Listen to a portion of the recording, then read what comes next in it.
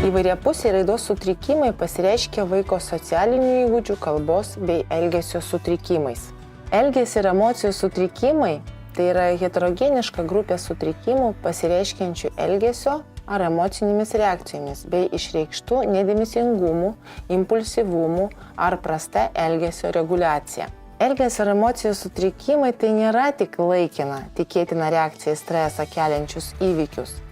Jie nuolat pasireiškia ne mažiau nei 2 skirtingose situacijose elgesio ar emocinėmis reakcijomis, ryškiai besiskiriančiomis nuo įprastų amžiaus, kultūros ir etinių normų, nepasiduoda poveikiui taikomam bendrojo ugdymo aplinkoje.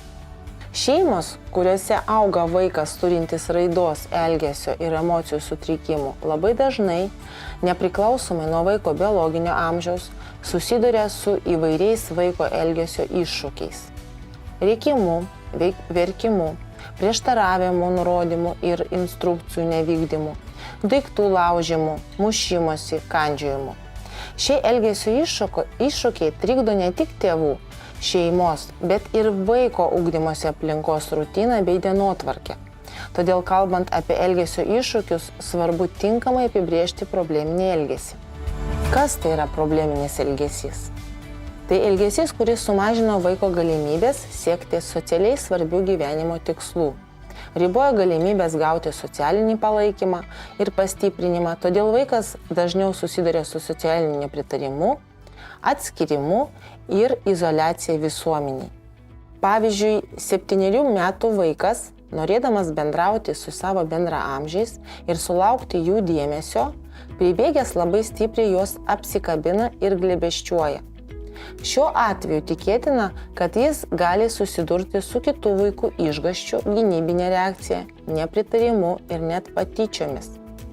Vaiko poreikis užmegzti socialinį ryšį su kitais vaikais netipiniu elgesiu lieka nepatenkintas, nes jis gali susidurti su bendraamžių atstumimu. Labai svarbu, kad tokie vaikai įgytų adaptyvių įgūdžių.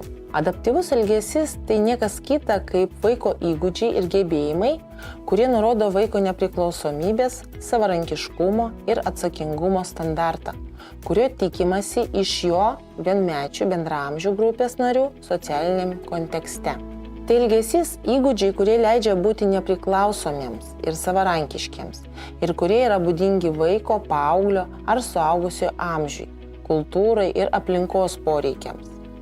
Tėvų, ugdytojų užduotis – nustatyti adaptyvų elgesį, kurį vaikui reikia tobulinti ar išmokti, kad jis galėtų pasiekti rezultatų ar numatytų tikslų. 10 metų vaiko adaptyvūs įgūdžiai yra tokie kaip lovos klojimas, gėrimo ar užkandžių paruošimas, kuprinės susidėjimas ir kiti. Pavyzdžiui, 7 metų vaikas, norėdamas bendrauti su bendraamžiais ir gauti jų dėmesį, pribėgęs labai stipriai juos apsikabina ir glėbesčiuoja. Šiuo atveju tėvai, ugdytojai turėtų mokyti vaiką, kaip socialiai priimtinu būdu reikia atkreipti į save dėmesį, prieiti, pasisveikinti, užkalbinti kitus vaikus ir panašiai.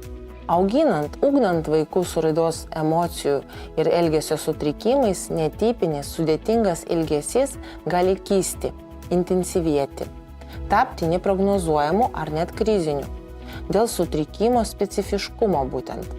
Svarbu pradėti kuo anksčiau dirbti su probleminiu elgesiu, kad jis net taptų labai sunkiu kriziniu.